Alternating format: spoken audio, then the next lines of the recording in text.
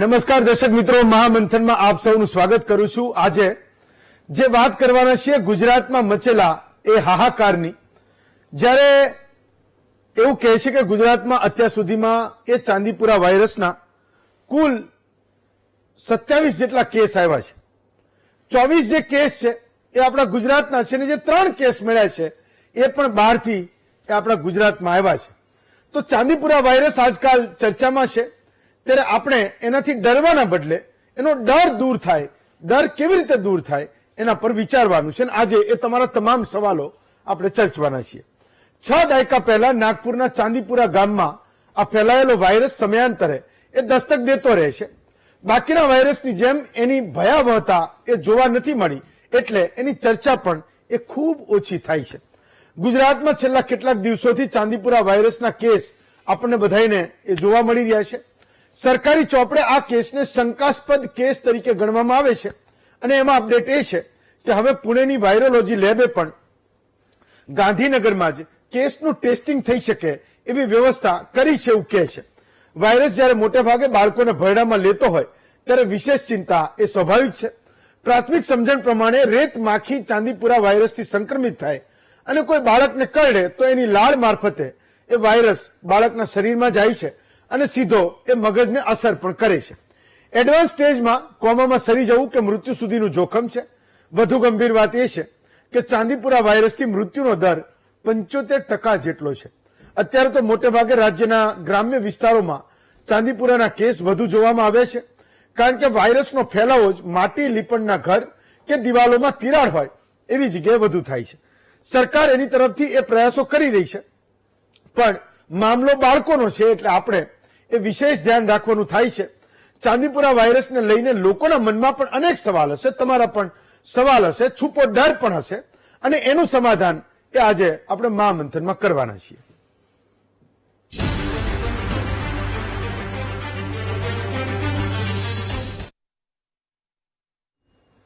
તો લોકો હજુ પણ કોરોનાને ભૂલ્યા નથી। એવા સમયે દેશમાં અક્ષય કુમાર અને વિદેશમાં જો બાઇડન હજુ પણ કોરોનાથી સંક્રમિત થાય તો આપણને બધાને એવું થાય કે હજુ એક વાત ગઈ નથી ત્યાં બીજી એ આવી કેવી રીતે। પણ કોરોનાના એ અનુભવ પરથી આપણે એટલું શીખ્યા છીએ કે બહુ બધી આપાધાપી કર્યા સિવાય, બહુ બધી ચિંતાઓ કર્યા સિવાય, બહુ બધો ડર રાખ્યા સિવાય જે કંઈ મને ને તમને પરેશાન કરે છે એના વિશે પેલા જાણી લઈએ, શું કરીએ તો આ બધી મુશ્કેલીમાંથી પાર ઉતરીએ। બીજું, ઘણા બધા લોકો એ નાહકનો એવો ડર રાખતા હોય, સામાન્ય રીતે તાવ હોય તો આપણે ચાંદીપુરા સમજીને દોડાદોડી કરી નાખે।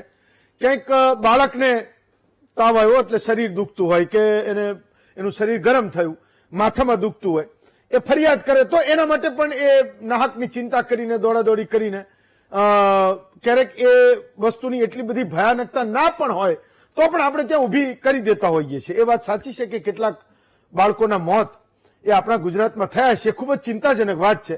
પણ જ્યારે પણ આવી કોઈ મુશ્કેલી આવે તો એ આખું ગુજરાત સચેત રહે, એની વિશેની આપણને તમામ ખબર હોય કે આપણને કેવી રીતે અસર કરે છે અને એનાથી આપણે બચી કેવી રીતે શકીએ। આ બે વાત થાય તો હું માનું છું કે બહુ બધી ચિંતાઓ સાથે લઈને એ ફરવાની જરૂર રહેતી નથી। ચાંદીપુરા વાયરસ વિશે જે કંઈ લખાયું છે, જે કંઈ તમને ટીવીમાં પણ દેખાય છે, અથવા જે કોઈ તમને કહે પણ છે, એ બધું સાચું જ હશે, સીધી વાત છે। પણ આજે તમારા તમામ સવાલો, ડર અને ચિંતા કાઢી નાખે એવા સવાલો, એના જવાબ એ જે એક્સપર્ટ ડોક્ટર છે, જે આ કેસીસને જોવે છે, કોઈને થયો તો એમને ત્યાં કેસ આવે છે, એ ડોક્ટર્સ આપણને આજે એની માહિતી આપવાના છે। તમે પણ એ ફોન કરશો, ચાંદીપુરા વાયરસને લગતો તમારો કોઈ સવાલ હશે તો આજે તમને આ સ્ટુડિયોમાં એના પણ એ જવાબ મળશે। તો આજનો આપણો મુદ્દો છે કે ચાંદીપુરા વાયરસથી ડર કેમ। આપણી સાથે 4 ડોક્ટર્સ છે। ડોક્ટર યોગેશ ગુપ્તા છે, સિનિયર ફિઝિશિયન છે। ડોક્ટર હાર્દિક પટેલ છે, પોતે પીડિયાટ્રિશિયન છે। ડોક્ટર મિતેશ સુથાર છે, એ ચેપી રોગના નિષ્ણાત છે, એવું કહે છે કે આ ચેપી રોગ નથી ને છે, ને તો આજે એનો પણ આપણે જવાબ લઈ લઈશું। ડોક્ટર પ્રણવ પુનાસણવાળા છે, એ પોતે હિંમતનગર સિવિલના પીડિયાટ્રિશિયન છે, સરકારી હોસ્પિટલમાં કામ કરે છે। મહત્તમ કેસ આપણા ગુજરાતમાં સાબરકાંઠા અને અરવલ્લીમાંથી આવી રહ્યા છે, તો એ પણ પૂછીશું ત્યાં કેમ વધારે થાય છે અને અત્યારે સ્થિતિ શું છે, જે કંઈ વાંચીએ સાંભળીએ છીએ એ બધું સાચું છે કે નહીં। સૌથી પહેલા ડોક્ટર હાર્દિક પટેલ, હું તમને સવાલ કરું છું। એવું કહે છે કે બાળકોમાં વધારે આ ચાંદીપુરા વાયરસ થાય છે, કેમ કોઈ મોટાને ના થઈ શકે, અથવા તો એને કેવી રીતે ખબર પડે કે મને આ વાયરસની અસર થઈ છે? ડોક્ટર હાર્દિક પટેલ. બેઝિકલી સાહેબ, આ એક તો દરેક દર્શક મિત્રોને વાત કરું કે જે હોહાપો અથવા એન્ઝાયટી ઉભી થઈ છે કે કોઈ નવો વાયરસ આવ્યો છે અને નવા ચેપના લક્ષણો ઉભા થયા છે, આટલા બધા બાળકોના મૃત્યુ થયા છે, તો આ કોઈ નવો વાયરસ નથી. અને આ વાયરસ ઓલમોસ્ટ 1965 એટલે 1965માં ફર્સ્ટ ટાઈમ મહારાષ્ટ્રના ચાંદીપુરા ગામમાં 2 બાળકોમાં આઇસોલેટ થયેલો. અને એ વખતે એ વ્યક્તિઓના જે લક્ષણો હતા એમાં તાવ હતો, ખેંચો હતું અને થોડા કોમામાં જવા લાગ્યા હતા. અને એ ટાઈમ પછી એનું જે સ્ટ્રક્ચર ડિટેક્ટ થયું અને ત્યારે નામ બીકોઝ ઓફ એ ગામમાંથી ડિટેક્ટ થયું હતું એટલે ચાંદીપુરા એ ગામનું નામ હતું, એના પર તે વાયરસનું નામ પાડ્યું હતું. એના પછી 2003, 7, 2009 અને 15માં પણ આંધ્રપ્રદેશના અમુક ગામો, ગુજરાતના અમુક ગામો, ઓડિશા અને રાજસ્થાનમાં પણ અમુક ગામોમાં આ ડિટેક્ટ થયેલો કેસીસ. અને આ રોગ અવારનવાર આવે છે, ઘણીવાર એપિડેમિક્સ પણ આનો લગભગ 8-10 વર્ષ પહેલા ગુજરાતમાં થયેલો. સો આમાં એટલી બધી બહુ ચિંતા કરવાની કે ગભરાઈ જવાની જરૂર નથી. હવે જે સ્પેસિફિક વસ્તુ છે કે આ બાળકોમાં કેમ થાય છે, બેઝિકલી એના મુખ્યત્વે જોવા જઈએ તો એનું પાછળનું જે ઇન્ફેક્શનનું ચેઇન છે સમજવી જરૂરી છે કે આ રોગ થાય છે કેવી રીતે. તો પર્ટિક્યુલર જે માખીઓ હોય છે જે રેતીમાં રહેતી હોય છે એને સેન્ડ ફ્લાય અથવા ડ્રાય ફ્લાય કહેવામાં આવે છે. એની જે લાવા હોય એટલે જે લાળ હોય એ કરડવાથી થાય છે. હવે મોટા વ્યક્તિને પણ થઈ શકે ને નાના બાળકને પણ થઈ શકે, પણ નોર્મલી પર્ટિક્યુલર ગામડાઓમાં જ્યાં બાળકો બહાર ખુલ્લામાં રમતા હોય છે, યુઝ્યુઅલી ચડ્ડી અને શર્ટ્સ હાફ સ્લીવના પહેરીને ફરતા હોય છે, અને ત્યાં થોડી ગંદકી અથવા તો ત્યાં આજુબાજુમાં ઉકરડા અથવા તો ત્યાં તળાવ એ બધી જગ્યાઓ વધારે હોય છે જે ખુલ્લા પ્રદેશો છે, જે ગામડાઓના રિમોટ એરિયા છે ત્યાં. તો આ બાળકોમાં યુઝ્યુઅલી આ જે સેન્ડ ફ્લાય છે કરડતી વધારે હોય છે. પ્લસ આ જે લીંપણવાળા ઘર હોય અથવા તો જૂના ઝાડ હોય જેમાં ક્રેક્સ હોય, અથવા જૂની જે હાઉસિંગ સોસાયટીઝ હોય અથવા તો જૂના ગામડાના ઘર જેમાં ક્રેક્સ હોય એમાં આ જે સેન્ડ ફ્લાયના ઈંડા મૂકતી હોય છે.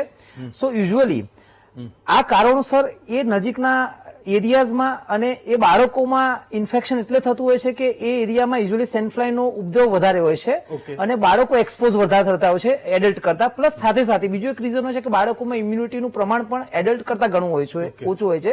એટલા માટે બાળકોમાં યુઝ્યુઅલી મહત્તમ ઇન્ફેક્શન થવાના ચાન્સીસ વધારે રહેતા હોય છે. અને ઘણીવાર એડલ્ટમાં પણ થતું હોય છે, પણ બીકોઝ ઓફ ઇમ્યુનિટી પાવર અને બીએમઆઈ વગેરે વધારે હોય તો યુઝ્યુઅલી ઇન્ફેક્શન રેટ એડલ્ટમાં અથવા તો સિવિયરિટી ઓફ સિમ્પટમ્સ અથવા ડિટેક્ટ થવાનો રેટ એડલ્ટમાં ઓછો હોય છે. એટલે મુખ્યત્વે આ કારણોસર બાળકોમાં ચાન્સીસ ઇન્ફેક્શનના વધારે જોવા મળતા હોય છે. ઓકે, ડોક્ટર સુથાર, એક આમ સામાન્ય રીતે આપણને બધાને એવું થાય કે માખી અને મચ્છર આવે તો આપણે ચેપને સમજીએ છીએ કે કોઈકને થયું છે તો મને પણ થશે. લોકો ગામડામાં તો એકબીજાથી દૂર રહેવા માંડે. કોરોનાના 4 વર્ષના અનુભવ પછી એ મગજમાં લોકોને ઘર કરી ગયું છે.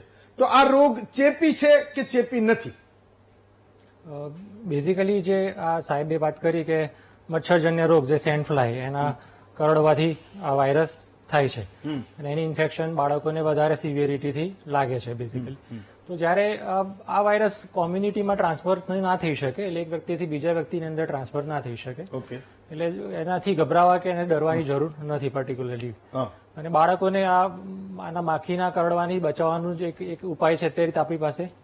એટલે બાળકોને જે એરિયામાં કે જ્યાં છોકરાઓ બાળકો ખુલ્લામાં રમતા હોય, અમુક જ્યાં ગંદકી વધારે હોય કે જ્યાં માખીનું ઉપદ્રવ વધારે હોય, તો ત્યાં બાળકોને એટલીસ્ટ આપણે ના મોકલવા જોઈએ. અને પર્ટિક્યુલરલી આપણે ગવર્મેન્ટ તો અત્યારે એનું એક્શન ચાલુ છે કે જે આ માખીનું ઉપદ્રવ કંટ્રોલ થાય અને એને જે માખીને કંટ્રોલ કરવા માટે ઇન્સેક્ટિસાઇડ જે યુઝ કરવા, પેસ્ટિસાઇડ યુઝ કરવાના હોય છે આપણે કરી જ રહ્યા છીએ. Okay, fine. આપણે દર્શકોના, ગુજરાતના એ દર્શકોના ફોન પણ લઈશું કે જેમને કેટલાક સવાલો આના વિશે છે. હું ઘણા બધા પૂછીશ, મને લાગે કંઈક રહી જશે તો એ ઇન્ફોર્મેશન ગુજરાતના હિતમાં આ ડોક્ટર્સ પણ બધા આપશે, પણ છતાંય તમારા જે સવાલો છે એને પણ લેતા જઈશું. આ રોગ વિશે પર્ટિક્યુલર ચાંદીપુરા વાયરસ વિશેના હોય એ અપેક્ષિત છે. ભરતભાઈ છે નડિયાદથી. ભરતભાઈ બોલો. ભરતભાઈ, તમે ટીવીથી થોડા દૂર રહેશો અને એનો અવાજ ધીમો કરશો તો વાત થઈ શકશે. ભરતભાઈ, ઓકે, ચલો. દેવજીભાઈ છે દિયોદરથી. દેવજીભાઈ બોલો. હા સાહેબ, નમસ્કાર. જી નમસ્કાર, બોલો બોલો દેવજીભાઈ બોલો. હા સાહેબ, દિયોદર તાલુકાના ગામ સાહેબ ખેડૂત છો. હા, અને અમારા નાના બાળકોની કાળજી શું રાખવી જોઈએ? ઓકે. ડોક્ટર પ્રણવ, હા, હું પૂછું છું દેવજીભાઈ સવાલ. ડોક્ટર પ્રણવ, મને એક એ વાતની મને પણ નવાઈ લાગે છે કે અરવલ્લી અને સાબરકાંઠામાં કેમ આ કેસ એ વધુ જોવાઈ રહ્યા છે? ત્યાં કેમ સૌથી વધારે બાળકો એના એ સકંજામાં આવ્યા? હું એ સમજવા માંગુ છું. એવું કઈ વાતાવરણનો કોઈ પ્રશ્ન છે કે પછી ચેપી નથી તો ત્યાં પણ એટલે ગુજરાતમાં થવા ઠેક ઠેકાણે થવા જોઈએ, પર્ટિક્યુલર આ બે જિલ્લામાં કેમ વધારે એ માથાકૂટ થઈ? ડોક્ટર પ્રણવ. વાતાવરણનો એસ સચ કોઈ એવો પ્રશ્ન નથી, હા, કારણ કે આ વાતાવરણ તો બધી જગ્યાએ કોમન હોય છે. ભેજવાળું વાતાવરણ હોય, પ્લસ એમના ઘરો છાણાથી પેલાથી હોય, હા, કાદવ કીચડ હોય, પાણી ભરી રહે, તો આ સમસ્યાઓ તો બધી જગ્યાની છે. સાબરકાંઠા જિલ્લામાં અને મેઇનલી આપણો જે રાજસ્થાન વાળો બેલ્ટ છે એ બધી જગ્યાએ થવાનું મુખ્ય કારણ જોઈએ તો ચોક્કસપણે ના કહી શકાય, પરંતુ ભૂતકાળમાં આ જ જગ્યાએથી આ વાયરસ ડિટેક્ટ થઈ ચુક્યો છે. જી. જેમ કે હું ખુદ કહું તો લાસ્ટ યર જ અમે એક પેશન્ટ ડિટેક્ટ કર્યું હતું, જી સેમ ચાંદીપુરા વાયરસનું જ. જી એટલે થોડું ઘણું રિજિયોનલ દરેક વાયરસનું એક સેન્ટર કે પછી કહીએ કે રિજિયન ઘણીવાર હોય છે કે જે વર્ષે વર્ષે એ જગ્યાએ અમુક કેસો એને જે અનુકૂળ વાતાવરણ મળે હા. તો એ વાયરસ કે પછી એ જંતુઓ એક્ટિવ થઈ જતા હોય છે અને એ જગ્યાએ એના કેસ ડિટેક્ટ થતા હોય છે. જેમ કે યુપીમાં તમે જુઓ તો 2005ની સાલમાં જાપાનીઝ એન્કેફેલાઇટિસના પેશન્ટો ખૂબ જ મળી આવ્યા હતા. હા. એટલે એ જે નોર્થ સાઇડનો બેલ્ટ છે એમાં વાયરલ એન્કેફેલાઇટિસ ને રિલેટેડ જે બેક્ટેરિયા છે, વાયરસ છે, એ બધા થોડા એક્ટિવ ફેઝમાં છે, કાં પછી ત્યાં એમને સંક્રમણ બહુ જલ્દી ફેલાય છે એવું કહી શકાય છે. Okay. બાકી ગરીબી અને એના જે બહાર બાહ્ય પરિબળો છે તો બધી જગ્યાએ સેમ હોય છે, એનું કોઈ ચેન્જ ન થતું. ઓકે. એટલે આ એક પ્રોબેબલ રીઝન હોઈ શકે છે. બીજું સૌરાષ્ટ્રનો બેલ્ટ છે કે હું અત્યારથી ઘણા વર્ષો સુધી સૌરાષ્ટ્ર રિજિયનમાં મેં કામગીરી કરેલી છે. જી ત્યાંના બાળકોનું ઓલ ઓવર હેલ્થ છે કમ્પેર ટુ આ જે રાજસ્થાનનો બેલ્ટ છે, સાબરકાંઠા, બનાસકાંઠા, એમનું હેલ્થના લેવલમાં થોડો ઘણો ડિફરન્સ ઘણો જોવા મળ્યો છે. મને પર્સનલી મારું ઓબ્ઝર્વેશન ઓકે. છે કે અહીંના બાળકોમાં કુપોષિત થોડી વધારે છે, ઓકે. અજ્ઞાનતા માતા પિતાઓમાં થોડી વધારે છે, બાળકો પ્રત્યેની કાળજી કહીએ તો થોડી ઘણી અલગ છે કે પછી ઓછી છે એવું કહી શકાય. ઓકે.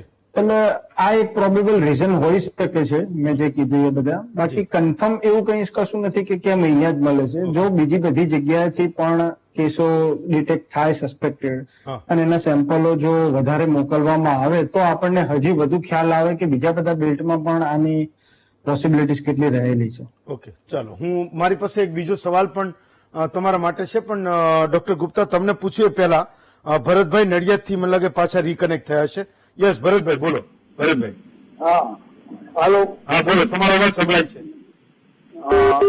આ માછીનું ઓરિજિન આફ્રિકન કન્ટ્રી છે, તો આફ્રિકન થી આવતા પેસેન્જરો શા માટે રોકવામાં નથી આવતા?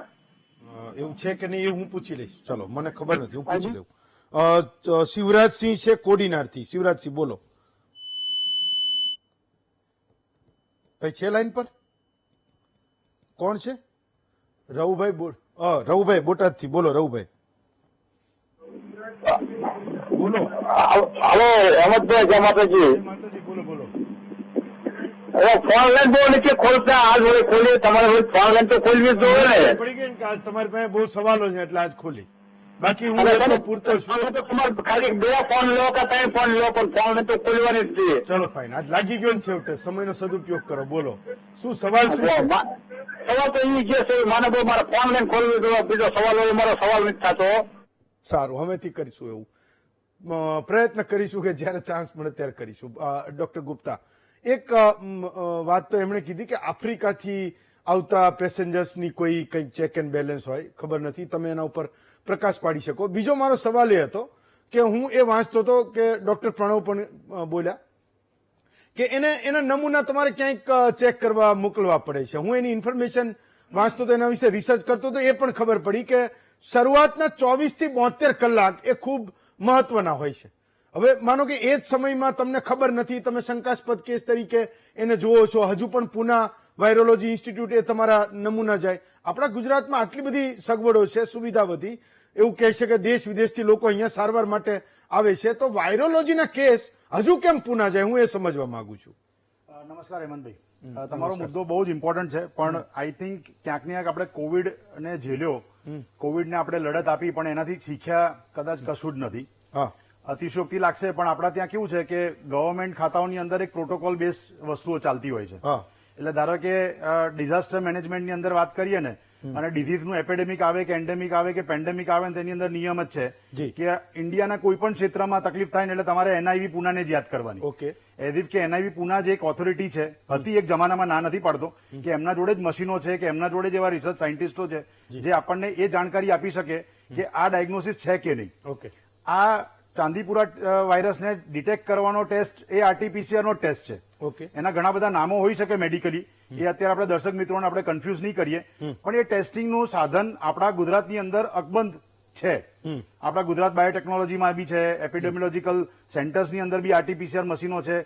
અને ત્રીજી મહત્વની વસ્તુ શું છે કે ગવર્મેન્ટની અંદર એક ક્યાંક ને ક્યાંક છે ને પ્રાઇવેટ પ્લેયર્સ જોડેની એક રેઝિસ્ટન્સ છે. ઓકે જ્યારે તમને ખબર છે કે ગુજરાતની અંદર આવો એક વાયરસ આવ્યો છે, જે હાર્દિકભાઈએ કીધું એ પ્રમાણે નવો નથી.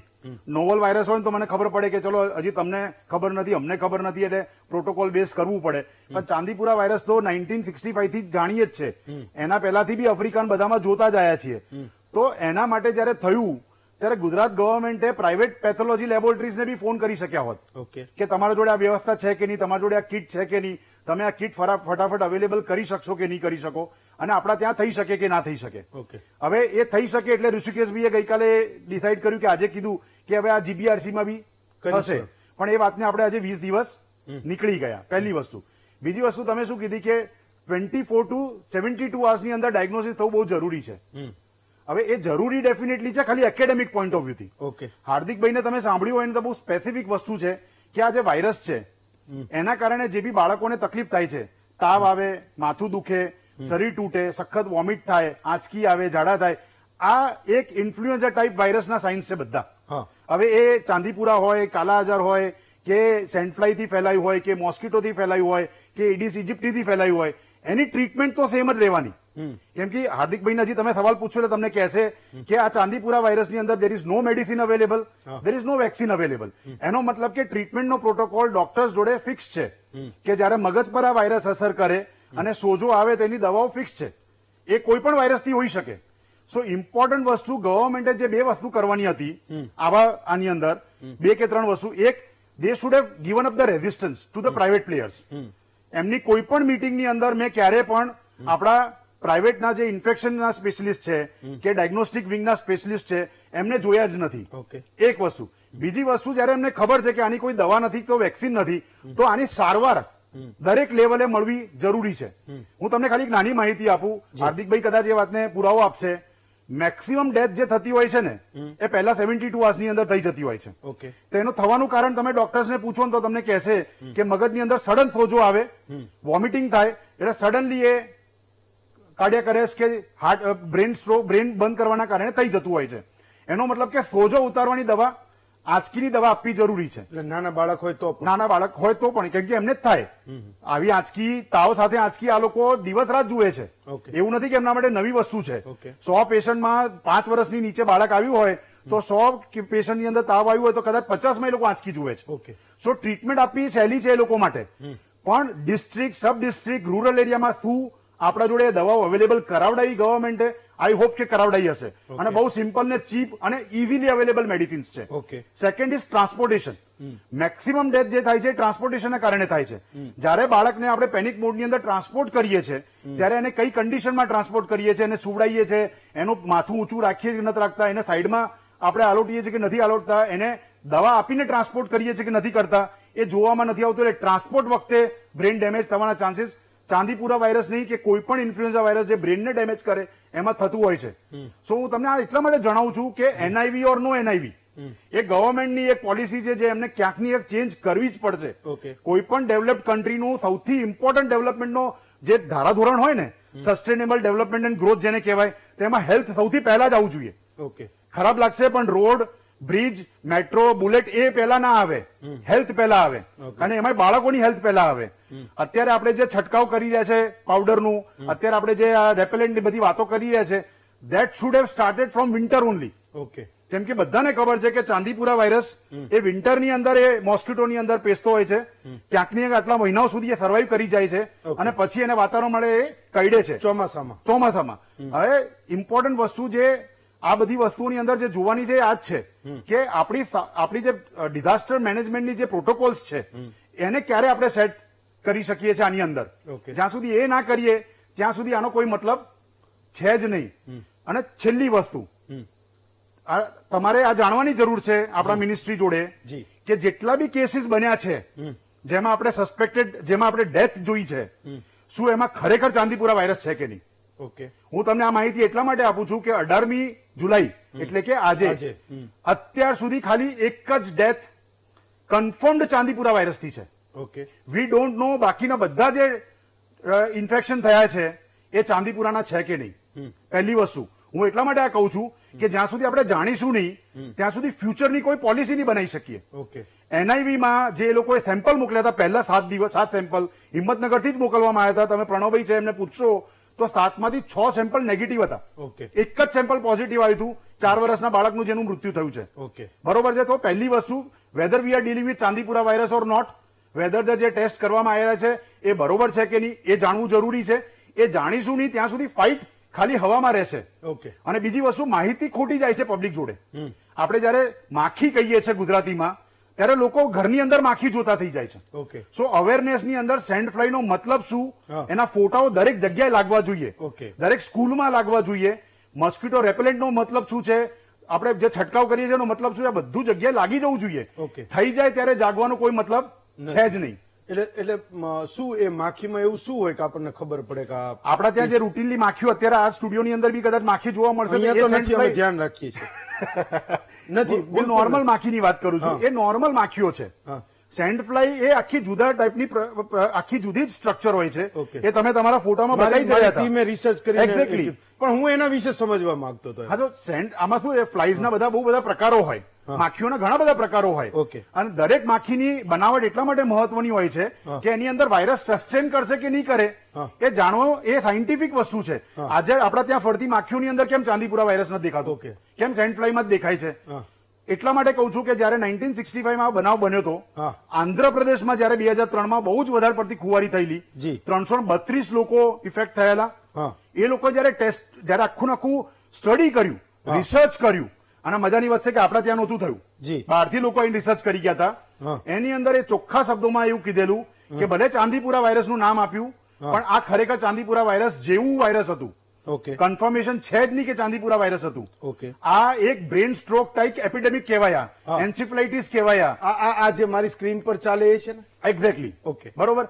સો એ માહિતી એટલા માટે જરૂરી છે કે જયારે આ આવી ગયું છે તો એને ડેફિનેટલી ફાઇટ કરો. ઓકે. બરોબર, જેમ છે એમ ફાઇટ કરવી જ પડશે. ઓકે. પણ એ ફ્યુચરમાં ના આવવું જોઈએ એની તકેદારીઓ બી આજથી જ ચાલુ કરશું ને તો કદાચ 5 વર્ષે 6 વર્ષે સાયકલ રિપીટ નહીં થાય. નહીં તો 6 વર્ષે બી આપણે આ ડિબેટ કરતા આવીશું. ઓકે. મેં એટલે પૂછ્યું, નહીતર લોકો છે ને એ જનરલ માખીઓના કેટલાને મર્ડર હા. કરી નાખે, તો એટલે મેં તમને પર્ટિક્યુલર પૂછ્યું. એટલે ઘરમાં અત્યારે Normally એ દવાના છંટકાવો ચાલુ થઈ ગયા હશે હા. જ્યારથી માખીનું નામ પડ્યું છે ત્યારથી. હા. પણ એ દવાના કારણે બી નુકસાન તો આપણને જ થવાનું છે. એટલે કેટલીક વાર આપણે આ બધી ચર્ચાઓથી પણ છોછ રાખીએ છીએ. Exactly. અને એનું નુકસાન હું માનું છું કે મને ને તમને ક્યારેક થતું હશે. ફાઇન. ડોક્ટર પ્રણવ, એક તો એમણે એવું કીધું કે દવાઓની ઉપલબ્ધતા છે કે નહીં. તમારે ત્યાં વધારે કેસ છે એટલે તમને પર્ટિક્યુલર પૂછું છું કે ત્યાં દવાઓની ઉપલબ્ધતા બની કે નહીં. અને મારો બીજો સવાલ એ છે કે તમારે ત્યાં જે કંઈ માથાના દુખાવાના કે બાળકોમાં તાવના કે એને લોહી ઓછું થવાના જે કેસીસ આવ્યા, એ કેસમાં તમને એ ચેક કરવામાં કોઈ મુશ્કેલી પડી કે નહીં કે આને ચાંદીપુરા વાયરસ છે કે નહીં? આ બે સવાલ છે. ડોક્ટર પ્રણવ. પ્રથમ સવાલનો જવાબ આપું તો એસ સચ એવી કોઈ ડેફિશિયન્સી નથી. Okay. દવાઓ પૂરતા પ્રમાણમાં ઉપલબ્ધ છે અને જે બી દર્દીને જે દવા જરૂરી હોય છે એ મળી રહે છે. કારણ કે આમાં મોટા ભાગની જે ટ્રીટમેન્ટ છે સિમ્ટમ બેઝ વધારે હોય છે. ઓકે. સિવાય કે ક્રિટિકલ પેશન્ટ થાય તો વેન્ટિલેટરની જરૂર પડે છે, અમુક માથાનો સોજો ઘટાડવા માટેની દવાની જરૂર પડે છે. ઓકે. આ બધી દવાઓને રિપોર્ટ જે બેઝિક જોઈએ ટર્શરી લેવલ પર થવા જોઈએ બધા રિપોર્ટો આપણા ત્યાં ઇઝીલી અવેલેબલ છે. ઓકે. એટલે એઝ સચ ફેસિલિટી વાઇઝ કોઈ એવો ઇસ્યુ નથી. ઓકે. અને બીજું શું પૂછ્યું તમે? મેં તમને એ પૂછ્યું કે તમારે પૂના નમૂના મોકલવા પડે છે કે તમને અહીંયા કોઈ એવી વ્યવસ્થા બની છે સિવિલ હોસ્પિટલમાં કે તમને ખબર પડી? એઝ સચ તો અહીંયા નહીં, કોઈ જગ્યાએ નથી. આખા ઇન્ડિયામાંથી મોટા ભાગે પૂના જ મોકલવા પડે છે સેમ્પલ તો. ઓકે. કારણ કે કેવું છે કે પૂના એવું સેન્ટર છે કે જ્યાં ઓલમોસ્ટ બધા જ રિપોર્ટ થાય છે. ઓકે. તમને કહું તો જેમ કે કોરોના છે, કોરોના જયારે વર્લ્ડ વાઇડ આખી દુનિયામાં આખા દેશમાં પ્રસર્યો ત્યારે પછી એની જરૂર પેદા થઈ કે તમે એક સેન્ટર પર એની સર્વિસ પ્રોવાઈડ નહીં કરી શકો. Okay. That's why government has established many centers where they can perform the corona test on a kit base as well as easily. Okay. હવે ચાંદીપુરા વાયરસ છે, સાહેબે કીધું એ વાત સાચી છે કે ઠેર ઠેર થઈ જાય, પણ ઓલવેઝ ગવર્મેન્ટ છે કે કોઈ બી પ્રાઇવેટ સેટઅપ બી છે હા. એ કોસ્ટ ઇફેક્ટિવનેસ પહેલા જોશે. ઓકે. જે કેસ છે જેનું ડિટેક્શન રેટ જ બહુ ઓછો હોય કે પછી અપિયરન્સ ઓછો હોય, Okay. એના માટે ગવર્મેન્ટ ને ઇવન પ્રાઇવેટ સેક્ટર બી એટલું સ્પેન્ડ નહીં કરે ઓકે. કે હવે મારે આખા વર્ષમાં 10 કેસ આવવાના છે એના માટે થઈને ડોક્ટર તરીકે નો ડાઉટ પ્રાઇવેટ કરતા હોય તો દેટ ઇઝ ઓકે, પણ ગવર્મેન્ટ ઓલવેઝ પહેલા આવું વિચારતું એટલે હોય. તમે લોકો પણ એ પૂછ કરજો ડોક્ટર્સને, એટલે રાધર સરકારને, કે ભાઈ એ સ્પેન્ડ કરે એને ગંભીરતાથી લે. મારો સવાલ એ હતો કે તમે એવું કીધું કે નથી પરવડતું એ, તો આપણે કોરોના વખતે પેલી વાયન આવતી હતી અને RT-PCR જેવા કેટલાક ટેસ્ટ એમાં થઈ જતા હતા. આમાં એવું કંઈ પોસિબલ ના બને કે જ્યાં પણ એ વધારે એના કેસીસ હોય ત્યાં કંઈક એવી કોઈ ફેસિલિટી ઉભી થાય કે મહત્તમ રીતે તમને જલ્દીથી એ ખબર પડે કે એ જે કેસીસ આવી રહ્યા છે એ ચાંદીપુરા વાયરસના છે કે નથી? હું તો મને બિલકુલ ખબર નથી ને હું એક સામાન્ય વ્યક્તિ તરીકે તમને સવાલ પૂછી રહ્યો છું કે એવી કોઈ વ્યવસ્થા ના થાય કે અત્યારે કોઈ તાવનું બાળકનું પેશન્ટ આવ્યું, તમે અત્યારે એને ચેક કરો અને વિધિન 12, 15, 14 કલાકમાં એ ખબર પડી જાય કે આ કેસ છે કે નથી? ફિલહાલ રાઈટ નાઉ હજી એવી કોઈ ટેકનોલોજી કે કોઈ રિપોર્ટ આપણી જોડે નથી ઇઝીલી હેન્ડી એક્સેસ કે જેથી આપણે જેમ કોરોનામાં નેઝલ સ્વેબ નાખતા હતા અને થોડા ટાઈમમાં આપણને રિપોર્ટ મળી જતો હતો, એવો રિપોર્ટ ફિલહાલ આના માટે કોઈ અવેલેબલ નથી. આના માટે તો કન્ફર્મ રિપોર્ટ કરવા માટે તો તમારે પુણે જ મોકલવું પડે છે ને એ લોકો RT-PCR ટેસ્ટ ને બધા બીજા મલ્ટિપલ રીવેરીફાઈ કરીને બધા multiple possibilities they are checking and then after they are giving the result. હું તમને એક બીજો સવાલ છે પણ એના પછી પૂછું. પહેલા 3 દર્શકોના સવાલ છે, કદાચ મારા સવાલમાં 3ના સવાલ આવી જાય મારે પૂછવો ન પડે. પિયુષભાઈ છે રાજકોટથી. પિયુષભાઈ બોલો. નમસ્તે. જી નમસ્તે સર, બોલો. હા, હવે આ ડોક્ટર સાહેબ નો સવાલ છે જી બોલો. કે ચાંદીપુરા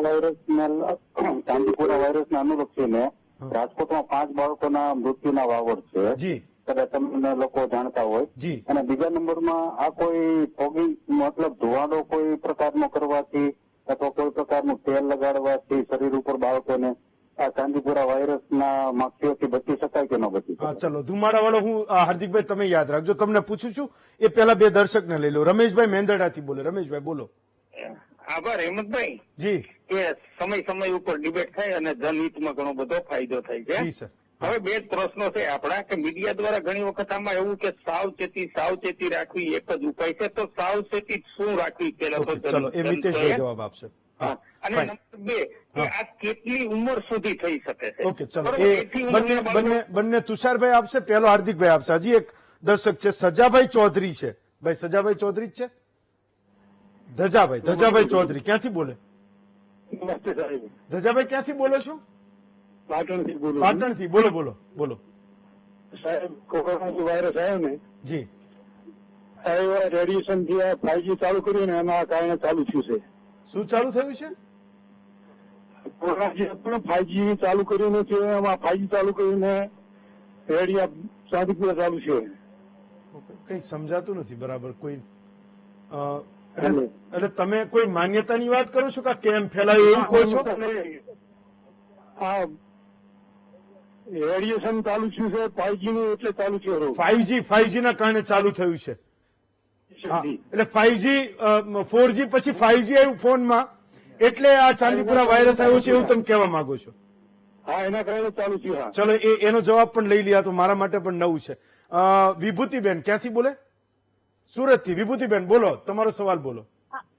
મારો એ સવાલ છે કે બોડીમાં ચાંદીપુરા વાયરસ છે એમ કેવી રીતે ખબર પડે? ફાઇન, ચલો એનો જવાબ પણ ડોક્ટર હાર્દિકને કહું છું. ડોક્ટર હાર્દિક, તો તમારા માટે 2 સવાલ છે.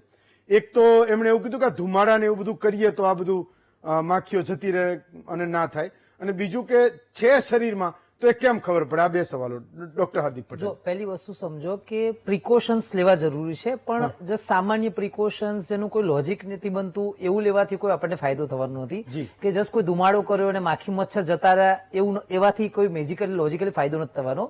ખરેખર જો પ્રિવેન્ટિવ મેજર લેવા છે તો એની અંદર સિમ્પલ વસ્તુ છે કે બાળકો જે છે, જે એજ ગ્રુપ છે, જે એક સવાલ હતો કે એ 9 મહિનાથી 14 વર્ષના બાળકોમાં મેક્સિમમ જોવા મળે છે. તો પ્રિકોશન લેવા છે સૌથી પહેલા એ બાળકોને ફૂલ સ્લીવના કપડા પહેરાવો, ચડ્ડી ના પહેરાવો, પેન્ટ્સ પહેરાવો, પગમાં સોક્સ પહેરાવો અને બને તો હાથમાં મોજા પહેરાવો જો પોસિબલ હોય તો. બાળકોને આ માખીઓ યુઝ્યુઅલી સવારે ને સાંજે વધારે એક્ટિવ હોય છે. એ ટાઈમમાં બાળકોને એવા પ્લેસીસ કે જ્યાં માખીનો ઉદ્ભવ હોય, તો ઉકરડા હોય કે ખુલ્લી કોઈ જગ્યા હોય, અથવા જ્યાં પાણીનો ભરાવ હોય, બગીચા હોય કે જ્યાં માખીઓ રહી શકતી હોય એવી જગ્યાએ બાળકોને રમવા માટે અથવા ફરવા માટે ના મોકલશો.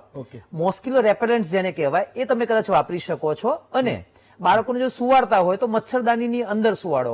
આ બેઝિકલી આટલી કેર લઈશું તો બેઝિકલી મોટાભાગના પ્રિકોશન્સ પૂરા થઈ જશે. અને બીજું આ બાળકો માટેના આપણે શું લઈ શકીએ પ્રિકોશન? તો આપણી ઘરની આજુબાજુમાં ચાહે ગામડું હોય કે સિટી હોય, જ્યાં ગંદકી થતી હોય, જેમ કે હમણાં એક કેસ આવ્યો ચાંદલોડિયા એરિયાનો, જ્યાં સ્લમ એરિયા હતો અને ત્યાંથી કેસ આવ્યો. તો દેટ મીન્સ કે જ્યાં ગંદકી, જ્યાં ઉકરડા, જ્યાં ઓવરક્રાઉડિંગ થતું હોય છે કોઈ વસ્તુઓનું, એ જગ્યાએ આ વધારે થતું હોય બ્રીડિંગ પ્લેસીસ. તો આપણી ઘરની આજુબાજુ આવી ગંદકી ભરાયેલી હોય, કોઈ ગાર્ડન હોય ને એમાં ઇન્ફેક્શન રેટ વધતો હોય, અથવા તો કોઈ કન્સ્ટ્રક્શન ચાલતી હોય અને જૂનું પાણી ભરાયેલું હોય, આપણા કુલર એસીમાં પણ જૂના પાણી ભરેલા હોય, ઘરમાં ક્યાંય ગંદકી ભરાઈ હોય, પાણી ભરાયું હોય, ટાંકીનું પાણી ભરાયું હોય, તો એ બધી જગ્યાએ તમારે બ્રીડિંગ પ્લેસીસમાં દવાઓનો છંટકાવ કરવો, જેથી આપણે આ પ્રિકોશન્સ લઈએ તો કદાચ બ્રીડિંગ પ્લેસીસ જેના ઓછા થાય આ માખીઓના, તો આપણે ડેફિનેટલી બાળકોને બચાવી શકીએ. તો ખાલી ધુમાડો કરવાથી ફાયદો નથી થવાનો. આ બધા જ પ્રિકોશન્સ એક સાથે લેવા પડશે. કોઈ એક બે પ્રિકોશન્સ કામ નથી પતવાનું. અને બીજો જે સવાલ હતો આપણો કે સાહેબ, એમનો બીજો સવાલ તમને ખ્યાલ કેવી રીતે આવે આ વસ્તુ ખબર પડે? તો કોઈ પણ વ્યક્તિમાં જયારે એપિડેમિક્સ થતો હોય છે, આ બધા ઓવરલેપિંગ વાયરસીસ છે. એવું નથી કે એના ડિમાર્કેટેડ કોઈ ચીનો છે કે આ વાયરસમાં આમ જ ઇન્ફેક્શન થાય, પણ કોઈ પણ બાળક જો આ એજ ગ્રુપનું હોય અને એમાં જો સડન તાવ વધે, 12-24 કલાકમાં બાળક એકદમ ડિટોરિયેટ એટલે સિરિયસ થવા લાગે, એનું ભાન ઓછું થવા લાગે, એને ખેંચો આવવા લાગે, એક બે ની પણ વધારે ખેંચો આવવા લાગે, અને તમને એમ લાગે કે બાળક બહુ જ નાના 12 થી 24 કલાકમાં એકદમ સિરિયસ થવા લાગ્યું છે, તો આ અર્લી ચીનો હોઈ શકે. અને એમાં અર્લી બેઝ ઉપર થોટ પ્રોસેસ મૂકીને એનું સેમ્પલ તપાસ માટે મોકલવું જોઈએ. અને તપાસ માટે પણ એના સિમ્પલ ટેસ્ટિંગ છે, કાં તો બ્લડ સેમ્પલ અથવા તો કમરના પાણીની તપાસ. બંનેને જો તમે એનો RT-PCR કરો તો આ વાયરસ ડિટેક્ટ થઈ શકે છે. એ કઈ જગ્યાએ થાય છે? NIV પુણેમાં થાય છે. મે બી કદાચ ટૂંક સમયમાં કદાચ સરકાર એક્શન મોડમાં આવે ને કદાચ નિયર બાય પ્લેસીસ ઉપર એની લેબોરેટરી કે એના ટેસ્ટિંગ સેન્ટર્સ ઉભા કરે, અથવા તો પબ્લિક પ્રાઇવેટ પાર્ટનરશિપ કરે ને નિયર બાય પ્રાઇવેટ લેબમાં અવેલેબિલિટી કરાવે, અલગ વસ્તુ છે. પણ આ બે રીતે એનું ડિટેક્શન કરી શકાય છે. ડોક્ટર સુથાર, એ સવાલ તમારા માટે હતો કે કેટલી ઉંમર સુધીના લોકોને થઈ શકે? મારો પહેલો બાળકો વિશેનો સવાલ હતો. ડોક્ટર હાર્દિક પટેલે એવું કીધું કે ઓછી ઇમ્યુનિટી બાળકોમાં હોય એના કારણે એને જલ્દી અસર કરે, પણ કોઈ વૃદ્ધાવસ્થામાં હોય તો એની પણ ઇમ્યુનિટી ઓછી હોય, એને પણ આ થઈ શકે કે નહીં? કઈ ઉંમર સુધીના લોકોને થઈ શકે? જયારે 1966-65 જયારે આ વાયરસ ડિટેક્ટ થયો હતો ને, ત્યારે 1955 થી 65 સુધીના સેમ્પલનો એ લોકોએ સીરો પ્રિવલન્સ સ્ટડી કરેલો. તો એ સીરો પ્રિવલન્સ સ્ટડીમાં આને એન્ટીબોડીઝ મળેલા હતા ઘણા લોકોમાં. એનો અર્થ એ કે ઘણા લોકોને આ મચ્છર માખી કરડી હોય અને એના જે વાયરસના એની એન્ટીબોડીઝ બની ગયેલા હતા એમના બ્લડની અંદર. પણ બધા લોકોને એ સિમ્પટોમ, એના જે પ્રાઇમરી જે લક્ષણ જે ડેવલપ ના પણ થયા હોય. એટલે એનો અર્થ એ કે આ માખી કરડવાથી ઘણા લોકોના શરીરમાં વાયરસ ગયા હશે, પણ એની એન્ટીબોડી, જે રોગ પ્રતિકારક શક્તિ જે બાળકોમાં ઓછી હોય છે, યુઝ્યુઅલી 14 વર્ષ કે 12 વર્ષથી ઓછા બાળકો હોય, એ લોકો નોર્મલી એમની આપણા એડલ્ટ કરતા એ રોગ પ્રતિકારક ઓછી હોય, એ લોકો આ વાયરસને ઝડપથી એમના બોડીની અંદર મલ્ટિપ્લિકેશન થાય, રેપ્લિકેશન થાય, અને આ વાયરસ ઝડપથી એમના બ્રેનની જે નર્વ સેલ્સ હોય એમાં જઈને સોજો આવે, બ્રેનમાં સોજો આવે એટલે બેભાન થઈ જાય, ખેંચાઈ જાય. તો એ બાળકોમાં સૌથી વધારે આ ડીપ પ્રોબ્લેમ આજે આની સિવિયરિટી, ગંભીરતા વધારે હોય છે. બાકી આઈ થિંક ઘણા લોકો એડલ્ટને પણ આજ એજ સપોઝ કોઈ ગામમાં કરડતું હશે તો આ માખી તો ઘણા લોકોને, એડલ્ટને પણ મોટા લોકોને પણ કરડતી હશે. પણ સર, એક સવાલ એ હતો, નોર્મલ કોઈ માખી કહીએ છીએ, મચ્છર કહીએ, બે અલગ વસ્તુ છે. મચ્છર જયારે કરડે ત્યારે આપણને ખબર પડે છે, અને માખી જયારે આપણા શરીર પર કોઈ જગ્યાએ બેસે તો અડે તો આપણને ખબર નથી પડતી કે માખીનો કોઈ તમને કોઈ એનો ડંખ લાગે કે એવી કઈ થાય. આ એ પ્રકારના ની માખી છે જે કરડે છે અને તમને ખબર પણ પડે છે કંઈક થયું, તમને કંઈક કરડ્યું.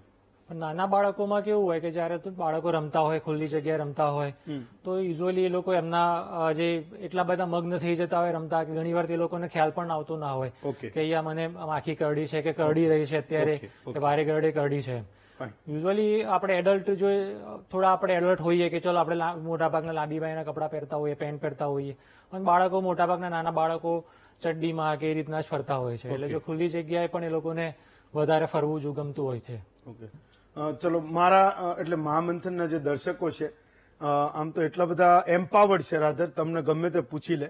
5G નો સવાલ પૂછો, મે બી એટલે જવાબ તો તમારે જ આપવો પડશે. અને બીજું કે એજ્યુકેટેડ પણ છે એમ, તમે એને કંઈક વાંચ્યું હશે, કોઈકની પાસેથી સાંભળ્યું હશે, એની પાસે શું કરવા રાખવું, તમે જ એનો જવાબ આપો. તો એને પૂછો, હું આવું તમારી પાસે. પણ એ પેલા બીજા 4 દર્શકો છે. નિકીબેન મહેતા છે બાવળાથી. નિકીબેન બોલો. હા હેમંતભાઈ નમસ્કાર. નમસ્કાર બેન, બોલો. હવે મધ્યમ વર્ગના લોકો છે ને, એ લોકો એવું છે કે એ પ્રિકોશન્સ રાખે છે, તેમ છતાં જો એમને વાયરસ થાય, ચાહે એ કોરોના હોય કે વચ્ચે કોઈ બીજો કોઈ આવ્યો તો એ હોય કે ગમે તે હોય, પણ એ લોકો પાસે ના તો પૈસા હોય છે કે એ લોકો એ હોસ્પિટલના બિલ પે કરી શકે. તો એટલીસ્ટ એટલું સરકાર પ્રિકોશન્સ રાખે ને કે મચ્છર ને માખી પેદા જ ના થવા દે. અમારી સોસાયટી છે એમાં એટલું બધું પાણી ભરાય છે, આખા બાવળા ખાતે પાણી ભરાય છે. બાવળા તો તોબા તોબા. એટલું બધું પાણી ભરાય છે કે જેની કોઈ માખી અને મચ્છર તો વરસાદ જતો રહ્યો સપોઝ અઠવાડિયા પહેલા રાજકોટ એ અઠવાડિયા સુધી એનું ચાલતું હોય. રાજકોટ હાઈવે ઉપર જયારે તમારું ગામ આવે ને બેન, તો પેલા જ ડર લાગે. એટલી બધી ગાયો રસ્તામાં બેસે. તમારા પુલે તો ખબર નહીં, એ પુલ જ એમના માટે બનાવ્યો હોય, નીચે જે ઠંડો છાંયડો છે, અને ખબર નહીં કોઈ બોધર પણ નથી કરતું. શહેરમાં જાઓ તો ગમે ત્યારે જાઓ તો પાણીની નદીઓ જ વહેતી હોય. બાવળાથી આગળ જઈએ તો સૌરાષ્ટ્રમાં કાયમ પાણીની રાડો પડે, પણ બાવળામાં તમે જાઓ તો તમને એવું લાગે આમ એકદમ લીલાડું છે. કાયમ રોજ નળ આવ્યો હોય. અમારા ગામમાં એવું કે આજ નળ આવ્યા હતા. બજારમાં પાણી જોયે તો કે કેમ આજે આટલું બધું પાણી, તો કે આજ નળ આવ્યા હતા. બાવળામાં રોજ નળ આવતો હોય એવી સ્થિતિ હોય. પાણીની ટાંકીઓ પણ બહુ મોટી મોટી બની છે. પણ કદાચ એ તમારે બાવળાવાસીઓએ થોડીક એક ઝુંબેશ પણ ઉપાડવી પડશે. અમારી જરૂર પડશે તો અમે પણ કહીશું એ નગરપાલિકાને કે થોડીક એના નાગરિકો પ્રત્યે પણ થોડો પ્રેમ ભાવ અને દયા રાખે, જયારે એટલીસ્ટ આવું કંઈ થઈ રહ્યું હોય ત્યારે. બાબુભાઈ પાટણથી છે. બાબુભાઈ બોલો. બાબુભાઈ ખોખારો ખાઈ લીધો બોલો હવે. હા નમસ્કાર સાહેબ. નમસ્કાર, બોલો બોલો. હા ટીવી નો અવાજ બંધ કરી દો, એને નાને બે ને મેચ નહીં થાય. હા બોલો. હા નમસ્કાર સાહેબ. નમસ્કાર, બોલો બોલો. હા અમારે હવે આપણે જે માખી કીધી, સાદી માખી અને સફેદ માખી, હા સાદી માખી અને સફેદ માખી બંને ભેગી જ હોય છે. હા. અને જે આજુબાજુ પાણી ભરેલું નાનું નાનું ઘાસ હોય એની અંદર હોઈ શકે કે ઘરના તિરાડો હોય એમ જ હોઈ શકે? ચલો એનો સવાલ પણ હું ડોક્ટર હાર્દિક પટેલને કહું છું, તમે યાદ રાખજો. એટલા બધા સવાલો આવે છે. હા નવીનભાઈ છે ભાઈ. નવીનભાઈ બોલો. નવીનભાઈ. હાજી નમસ્કાર. નમસ્કાર સર, બોલો. મારો ડોક્ટર સાહેબ ને પ્રશ્ન હતો બોલો, કે બોલો. આ રોગ ચાંદીપુરા રોગ કહેવાય, ચેપી કહેવાય કે બિન ચેપી કહેવાય? ચેપીનો જવાબ તો આપ્યો મને લાગે. નથી ને, ઓકે, ચેપી અને નથી. નાના બાળકોને જો થઈ શકતો તો મોટાને થઈ શકે? ચલો એ સવાલનો જવાબ પણ આપ્યો. મને લાગે ચેપી નથી એ કીધું એમણે. પ્રકાશભાઈ છે પાટણથી. પ્રકાશભાઈ બોલો. નમસ્તે સર બોલો. પ્રકાશભાઈ બોલો. હાલો. હા બોલો બોલો પ્રકાશભાઈ. સૌપ્રથમ તો જે આપણા જે ડોક્ટર સાહેબ ગુપ્તા, જી. એમને ખૂબ ખૂબ ધન્યવાદ. હા કોરોના ટાઈમમાં પણ એ સાહેબે બહુ એકદમ લોકોને આત્મવિશ્વાસ અને એક વસ્તુનો એક ડર દૂર કરવા માટે એમની એક જે માર્ગદર્શન આપતા હોય છે તે બાબતમાં હું ખૂબ ખૂબ ધન્યવાદ આપું છું. જી સર. સાથે આજે પણ બહુ એકદમ એક કોઈ પણ નોર્મલ પબ્લિકને પણ પોતાના એક વસ્તુની એક વાયરસ બાબતમાં હોય, કોઈ પણ વસ્તુ હોય, એ દરેક એક સચોટ સાથે અને પબ્લિકને એક આત્મવિશ્વાસ આવે છે, સાથે આપણું માર્ગદર્શન બહુ ઉપયોગી થાય છે. તે બદલ ધન્યવાદ, ખૂબ ખૂબ ધન્યવાદ. પણ આપણે બહુ આ ડિબેટમાં બહુ સારું Thank you, sir. ડિબેટ આપો છો તે બદલ ધન્યવાદ. અને તમામ જે આપણા જે નિષ્ણાતો છે જી. તે ડોક્ટરને પણ મારે એક ધન્યવાદ આપું છું. Thank you sir. હું અને તમારા ધન્યવાદ આપું છું. હું તો એટલે આ બધું પૂરું થાય તો હું એમનામાં આ ડોક્ટર સાહેબને વંદન કરતો હોઉં છું. મને ખબર છે કે તમારે કોને અને કેમ સાંભળવા હોય છે. એક સવાલ એ હતો ડોક્ટર હાર્દિક કે 5G એમ કે આવ્યું અને એના કારણે થયું, તો ગામમાં બહુ બધી માન્યતાઓ હોય છે. તમે ક્લિયર કરો કે વોટ્સએપ પર આવું કોઈ ફોરવર્ડ કરતું હોય તો એને 5G ને કોઈ મગજના તાવને કે શરીર દુખાવાને કે માથું દુખાવાને એ સીધી રીતે કોઈ સંબંધ નથી, અથવા ચાંદીપુરા વાયરસને અને 5G ને કોઈ સંબંધ નથી. સરકાર કંઈક આગળ કરતી હશે તો બધું રોકી દેશે કે લોકોમાં એ ફેલાઈ ગયું છે કે 5G ના કારણે રોગો થાય છે. ડોક્ટર, આ જે પહેલી સ્ટાર્ટિંગમાં ડિબેટની મેં કહ્યું કે આ રોગ જયારે મોબાઈલ નહોતા શોધાયા 1965માં ત્યારે આઇસોલેટ થયેલો હતો. Yes. તેનો ક્લિયર આન્સર છે કે કોઈ આને રેડિયેશન સાથે, મોબાઈલ સાથે કે 3G 4G 5G નેટવર્ક સાથે કોઈ લેવા દેવા નથી. આ એક વસ્તુ ચોક્કસ છે કે જ્યારથી 4G 5G આવ્યું છે એટલે વસ્તુ જલ્દી સ્પ્રેડ થાય છે Yes. અને અફવાઓ પણ જલ્દી સ્પ્રેડ થાય છે. વોટ્સઅપ યુનિવર્સિટી ચાલુ થઈ જતી હોય છે Yes. એટલે ડોક્ટરો પણ ઘણીવાર આન્સરો આપતા થાકી જતા હોય છે ખરેખર આમાં સાચું શું છે અને ખોટું શું છે, અને એક અફવાનો દોર ચાલુ થતો હોય. દરેક દર્શક મિત્રોને મેં નમ્ર વિનંતી કરીએ છીએ કે આવી કોઈ પણ અફવાઓથી દૂર રહો, અનનેસેસરલી જે ક્વેશ્ચન્સ થતા હોય એનાથી દૂર રહો. કદાચ તમને કોઈ ડાઉટ થતા હોય, ડેફિનેટ જે આ એક ડિબેટ માધ્યમ છે, પ્લસ તમારા નજીકમાં પણ ડોક્ટરો છે, એમાં ડેફિનેટ તમને માર્ગદર્શન આપશે. પણ ડેફિનેટલી વસ્તુ છે કે કોઈ રેડિયેશન કે મોબાઈલ કે નેટવર્ક્સને કોઈ લેવા દેવા નથી. અને બીજો એક સવાલ જે હતો એક દર્શક મિત્રોનો તમારા માટે મેં રાખ્યો હતો જે હતો કે પાણીમાં અથવા તો તિરાડોમાં, દિવાલમાં, ઝાડમાં, તો સિમ્પલ આનો આન્સર છે કે જ્યાં પણ જૂની જગ્યાઓ છે, જે બ્રીડિંગ પ્લેસીસ કે જે આ સેન્ડફ્લાઇઝ માખી પોતાના ઈંડા મૂકી શકે, લાર્વા મૂકી શકે, એ જગ્યાએ વધારે થતું. જો એક્યુમ્યુલેટેડ એક જગ્યાએ કોન્સ્ટન્ટ લાંબા સમય સુધી જો પાણી ભરેલું રહેતું હોય, અથવા તો પર્ટિક્યુલર ઝાડની જે દિવાલો, ઝાડની વચ્ચેની તળ હોય અથવા દિવાલોમાં વચ્ચે તળ હોય, તો એ જગ્યાએ બ્રીડિંગ પ્લેસીસ મેક્સિમમ જોવા મળતા હોય છે. જો તમારા ઘરમાં ચાહે ગામડું હોય કે સીટું હોય અને એ જો તિરાડો હોય ને જો તમે એમાં પેક કરાવી દો, અથવા તો ઝાડ હોય એની અંદર તમે પેક કરાવી દો, અને જો આજુબાજુમાં પાણીનો ભરાવ હોય ને જૂનું પાણી ભરાયેલું તેને સાફ કરાવી દો, તો યુઝ્યુઅલી એના બ્રીડિંગ પ્લેસીસ દૂર થઈ જાય છે અને ડેફિનેટલી આપણે એનાથી પ્રોટેક્શન લઈ શકીએ. અને આપણા બાળકોમાં અને એડલ્ટમાં થોડું એ સિમ્ટોમેટિક હોય પણ આપણે ઇન્ફેક્શન થતું ડેફિનેટલી અટકાવી શકીએ. ફાઇન, ચલો હું માનું છું બંનેના તમે બહુ જ ક્લિયર આન્સર આપ્યા છે. મહેન્દ્રસિંહ છે પંચમહાલથી, ગોધરાથી. મહેન્દ્રસિંહ બોલો. હા સાહેબ, હું નમસ્કાર, કાલોલથી નમસ્કાર, બોલું છું. હવે હું એમ કહું છું, અંતરાય ગામડામાં જે પ્રજા આ રોગથી વાકેફ નથી તો અને એનો રિપોર્ટ આવતા અઠવાડિયું લાગે તો પ્રાઇમા ફેસી આનો ઇલાજ શું? એ કીધું ને કે તાવ આવે કે નોર્મલી શરીર દુખે, માથું દુખે, મગજમાં તાવ ચડી ગયો હોય, એનો સોજો હોય, તો એનો એક કંઈક ઇન્ફ્લેટાઇસિસ કે શું કે હા એ પરમિશન આપો તો થોડું please carry on. C simple વસ્તુ દરેક દર્શક મિત્રો યાદ રાખવાની જરૂર છે કે કોઈ પણ બાળકમાં રેપિડ બહુ સ્પીડમાં ડિટોરેટ થવું એટલે કે તાવ ચાલુ થયો, તાવ આવવું, ખેંચ આવવું બહુ કોમન લક્ષણો છે, એમાં કે ડિફરન્શિએશન કરવું ડિફિકલ્ટ છે. પણ જો તમારું બાળક હોય જેની ઉંમર નાની હોય, 14 વર્ષથી નાની, અને એમાં સડન તાવ આવ્યો અને વિધિન 24-48 કલાક તમને એવું લાગ્યું કે બાળક એકદમ સિરિયસ થઈ ગયું છે, બાળકનું ભાન ઓછું થવા લાગ્યું છે. જો નોર્મલી સાદી ખેંચો આવે જેને ફેબ્રાઇલ સીઝર્સ કહેતા હોય ડોક્ટરો, એમાં જો ખેંચ આવી તો બાળક વિધિન 3-4-5 અવર્સમાં નોર્મલ થઈ જતું હોય છે, કે જેમ પહેલા હતું એવું સેમ સ્ટેજમાં આવી જતું. એને સાદી તાવની ખેંચ કહેવામાં આવે છે. આ જે રોગ છે એની અંદર ખેંચો કોન્સ્ટન્ટ આવે છે અને બાળકનું ભાન જલ્દી પાછું નથી આવતું. સો આ એક પેલું વોર્નિંગ સાઇન્સ છે. અને બીજી વસ્તુ, કોઈ વખતે અમુક બાળકોમાં ઝાડા ઉલટીના કેસીસ અથવા પ્રમાણ પણ જોવા મળતું હોય છે. તો આવા જો કેસીસ હોય, આવા ચીનો હોય તો જ ચાંદીપુરા વાયરસ સસ્પેક્ટ કરવાનો. અને બીજી ઇમ્પોર્ટન્ટ વસ્તુ છે કે આ વાયરસ પછી કરે છે શું, તો એ વાયરસ યુઝ્યુઅલી એનું રેપ્લિકેશન કે બોડીમાં એનું લેવલ બહુ ફાસ્ટ વધે છે અને બ્રેન સુધી પહોંચે છે. એમાં બ્રેન ઉપર ઇન્ફ્લામેશન એટલે કે સોજો લાવે છે અને બ્રેનની અંદર પ્રેશર વધે, ઇન્ટ્રાક્રિનિયલ પ્રેશર વધે છે. એની કારણે બાળકો કોમામાં જવા લાગે છે. અને કોઈ કેસીસ સ્ટ્રોકના કે એટલે નળીઓ બ્લોક થવી, એમાં થ્રોમ્બોસિસ થવું, ઇમ્બોલિઝમ થવું, એવા પણ નોંધાયેલા છે. અને એની કારણે બાળકો યુઝ્યુઅલી લાંબી ખેંચો, નળીઓ બ્લોક થવી, બ્રેન ડેડ થવું, એની કારણે બાળકો એક્સપાયર થતા હોય છે. તો મા બાપે ધ્યાન રાખવું કે જો તમે આ ચિહ્નો જોવા મળી રહ્યા છે ને બાળક પાછું નથી આવતું, રિકવર નથી થઈ રહ્યું ખેંચ પછી અથવા તાવ પછી, તો એમાં બને તો જ્યાં સુધી મેજર હોસ્પિટલ્સ કે જ્યાં ટર્શિયરી કેર સેન્ટર કહેવાય કે જે બાળકમાં આ બધી દવાઓ ઇઝીલી અવેલેબલ થઈ જાય, કે જેમાં ડોક્ટરો 24/7 અવેલેબલ હોય, પીડિયાટ્રિક મેજર સેટઅપ અવેલેબલ હોય. કદાચ જો આમાં ખેંચો વધારે હોય તો બાળકને વેન્ટિલેટર મૂકવું પડે, બીજી ખેંચની દવાઓ એડ કરવી પડે, કદાચ ન્યુરોલોજીની જરૂર પડે તો એવા સેન્ટરોમાં તરત ઇમિડિયેટલી શિફ્ટ થઈ જવું, જેથી બાળકને અર્લી ટ્રીટમેન્ટ આપી શકાય. Yes yes. અને આમાં બીજું સાહેબ શું છે કે સપોર્ટિવ ટ્રીટમેન્ટ છે.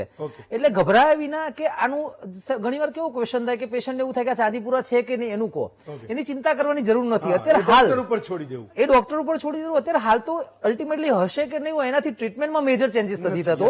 સો બાળકને એરવે બ્રીધિંગ સર્ક્યુલેશન જે મેઇન કોર વસ્તુ કહેવાય કે બાળકનું એરવે સિક્યોર કરી દો, એનું બ્રીધિંગ સ્મૂથ કરી દો, એનું લોહીનું સર્ક્યુલેશન મેન્ટેન કરો, ખેંચની દવાઓ આપો, ખેંચને કંટ્રોલ કરો, બ્રેનનું પ્રેશર કંટ્રોલ કરો, બાળકનો શ્વાસ રોકો તો વેન્ટિલેટરનો સપોર્ટ આપો, કદાચ સીટી સ્કેન એમઆરઆઈની જરૂર પૂરી કરો અને બાળકને ટ્રીટમેન્ટ આપો તો યુઝ્યુઅલી બાળકને બચાવી શકાય છે.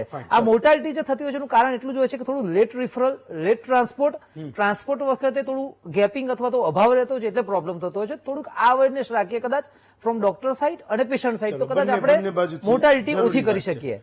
નવલસિંહ છે આણંદથી. નવલસિંહ બોલો.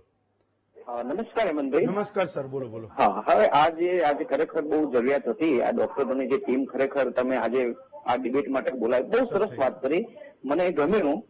મારો પ્રશ્ન એ છે સાહેબજી કે આ અત્યારે હાલ આ ચાંદીપુરમ જે વાયરસ માટેનો જે રિપોર્ટ આપણે પુણે મોકલીએ છીએ, લગભગ 6-7 દિવસ આવતો હશે, તો ખરેખર જે બિચારા આમ ગરીબ પબ્લિક છે તો શું એના એ રિપોર્ટનો ચાર્જ એને પોસાઈ શકે? સરકાર દ્વારા માટે મને નથી થઈ લાગતું શકે? કે એ ચાર્જ કરતા હશે ડોક્ટર. એવું છે તો ત્યાં ખરેખર શું થાય છે એનો કોઈ ચાર્જ નથી થતો.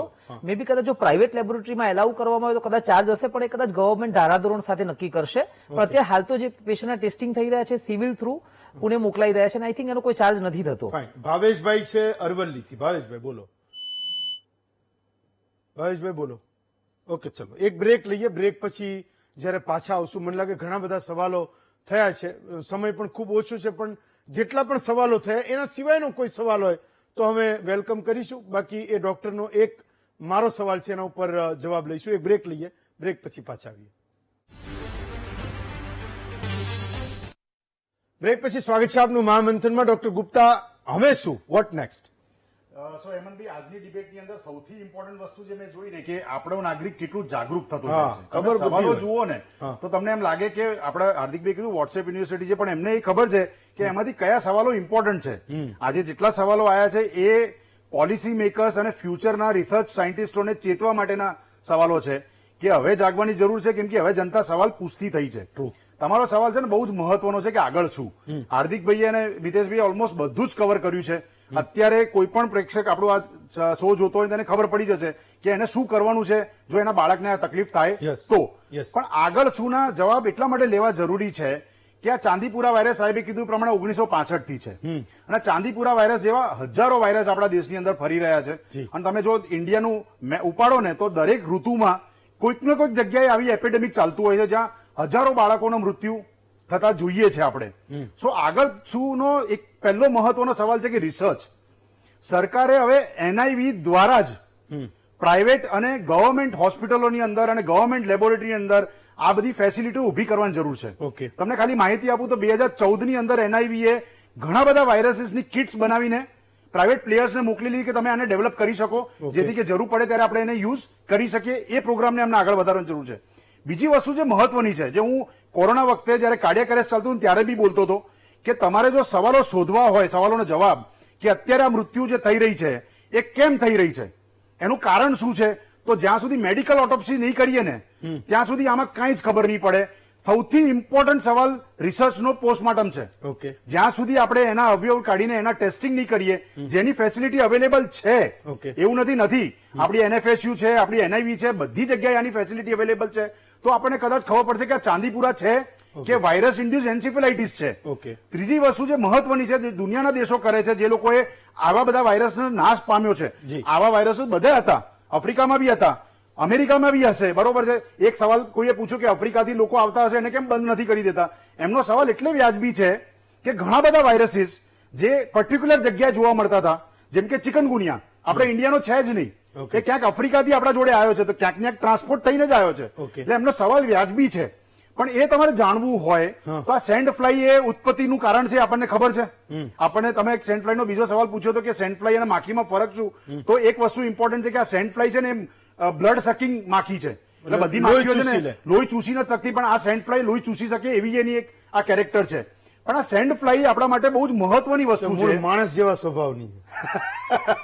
તો સેન્ડ ફ્લાય એક કારણ છે આ ચાંદીપુરા વાયરસ માટે.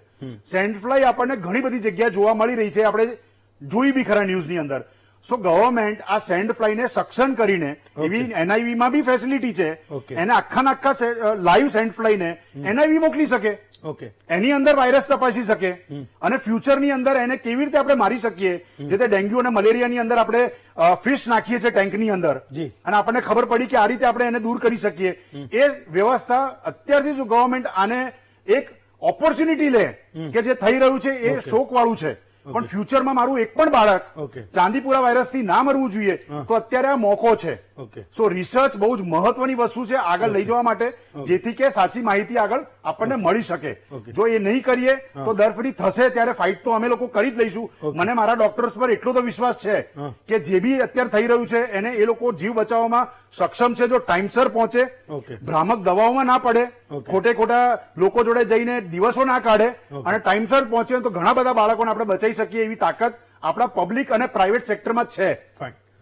તો મોટે ભાગે માતાઓ ખૂબ ચિંતા કરે છે જ્યારે એના દીકરા દીકરીને નાના બાળકને કંઈક થઈ જાય. આજે તમે જોયું કે 2 માતાઓના પણ ફોન આવ્યો. મોટે ભાગે મહામંથનમાં એમનો બિચારાનો વારો આવતો નથી, કાં તો ઘરવાળા ના પાડતા હશે કે આમાં કરાય નહીં ફોન.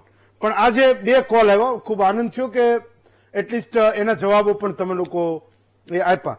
તો હું આ આખી વાતનો સાર એટલો જોઉં છું કે આ બધી મુશ્કેલી થાય, આ જે લક્ષણો અહીંયા જે કીધા એ બાળકને થાય તો સીધું સરકારી હોસ્પિટલ પહોંચી જવું. પછી એ ડોક્ટરની પોતાની જવાબદારી છે, એના નમૂના જ્યાં એને મોકલવા છે ત્યાં મોકલશે, એને જે દવાના પ્રોટોકોલ પાળવાના છે એ પાળશે. આપણે જાતે એ નિર્ણયો ના લેવા. બીજું કે કંઈક આપણે માન્યતાઓ ધરાવતા હોઈએ, ખોટી વાત નથી, આ 5G માં કીધું એવું, પણ એ બધું તો કરીએ, માતાજી ભગવાન બધા પાસે જઈએ, પણ જોડે જોડે ડોક્ટરની પણ સલાહ લઈએ. હું માનું છું કે એ વધારે નુકસાન થતા આપણને એ બચાવી શકશે. તો આ એક લોકોની જાગૃતિ માટેની વાત છે. બીજા પણ સવાલો હશે, જેટલા લોકોના સવાલ આવ્યા એમનો આભાર માનું છું. જેને રહી ગયા એના માટે પણ કદાચ આવનારા સમયમાં એ વધારે જરૂર પડશે. તો આ એક કાર્યક્રમને આપણે એક્સટેન્ડ કરશું. આજે આટલું જ. ચારેય ડોક્ટર્સ, ડોક્ટર ગુપ્તા, ડોક્ટર હાર્દિકભાઈ, ડોક્ટર સુથાર અને ડોક્ટર પ્રણવ, ચારેય ડોક્ટર્સનો આભાર માનું છું. આવતીકાલે વધુ એક નવા વિષય સાથે ફરી મળીશું.